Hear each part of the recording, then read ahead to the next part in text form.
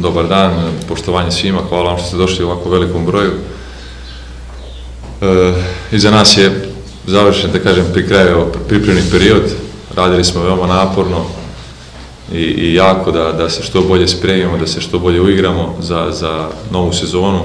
I evo, jedva iščekujemo da nedelju i Koševo da pokažemo gde smo i šta smo u ovom trenutku.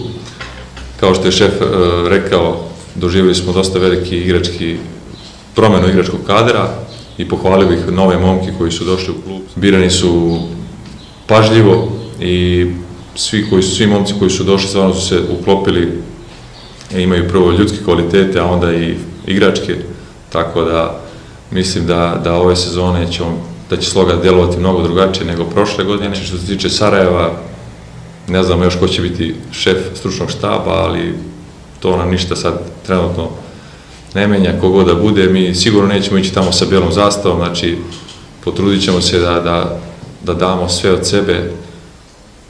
Ja kao kapitan sigurno, znači ispred momaka znam da će kogod bude istrčao na teren dati 101% i mislim da ćemo na kraju uz sigurnu dozu sreće doći sa bodovima u doboj. Sad prednost, ne mogu sada da nešto ističem, Sarajevo, posmatrali smo njihove utakmice koje su igrali u Evropi, izuzetno kvalitetna ekipa sa dosta iskusnih igrača. Dosta ima tu i stranaca koje neke poznajemo, neke malo manje, ali i mi imamo svojih kvaliteta, znači dosta smo, to jest Zvezdin red je skoro totalno promenjen, tu smo doveli, imamo i novog golmana, čak i napad doživio neke svoje promene i sigurno da će naš sistem moći da odgovori njihovoj formaciji koje god da bude.